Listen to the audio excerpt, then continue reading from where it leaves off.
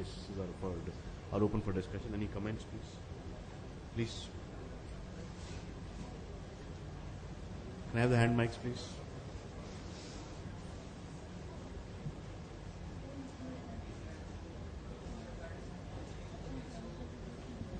What you personally feel easier, ultrasound guided venous puncture, or you take the guidance on the fluoroscopy roadmaps and all? And second thing I wanted to ask is, do you prefer covered stents in place of uncovered stents for this this opening up these noses? Because the cost is definitely added up with the covered stents. So will that add up to long-term patency? See, if it is not a chronic total occlusion which is long and fibrotic in nature, if I can get away with a balloon for a stenosis, that's the best. If I need to put a stent, non-covered stent is a better option. But in a patient like this, where he's totally dependent on dialysis and where we do not have, it's a very long chronic total occlusion, and where we are opening it and pushing in catheters, we could have perforated at some stage. It's much better and safer to put a covered stent. And I do not have a data backing it, but there have been reports. If you put a covered stent, the chances of intimal hyperplasia are less, and these stents tend to be working better in these sort of lesions than non-covered stents. And if I have an ultrasound guidance, I think it can work, but for me, for an interventional cardiologist, the fluoroscopy images are much better. Here I can, as you saw, we can have 3 accesses, we can have a flow through the artery, we can road map, we can puncture properly, and we can get to the place where we want. And ultrasound maybe requires a lot of skill, and maybe we as interventional cardiologists are not that good in doing these procedures totally under ultrasound guidance.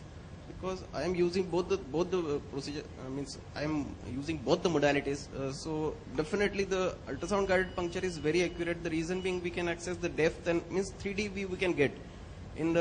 These are the projectional images what we get on fluoroscopy. So there's always some to getting more precision. Ultrasound is always better.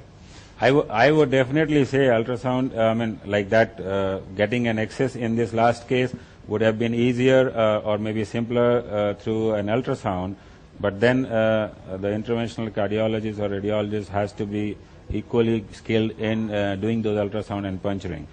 And we find that road mapping is, for us, is a very simple technique, and if we can get a good road map, we can get into any vessels.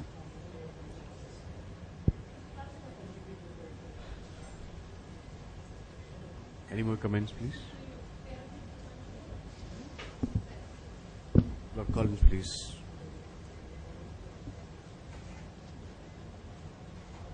I agree. We're not that good with the ultrasound, the interventionalists, but I think that some of the newer technology, like the forward-facing IVUS, may be something that might be applicable, to these kinds of patients, where you can actually get the IVUS catheter into the area where it's secluded, and then you have an idea of which direction your wire or whatever total occlusion crossing device you're using. So that's sort of technology on the horizon that may, for a patient like this, make this a safer procedure. Yeah, I absolutely agree. If you have something like a volcano catheter, and it really is a very good tool in these sort of patients. We close the session here, lack of time. Next lecture will be Professor Henry's lecture meeting. Thank you. So thank you very much, gentlemen.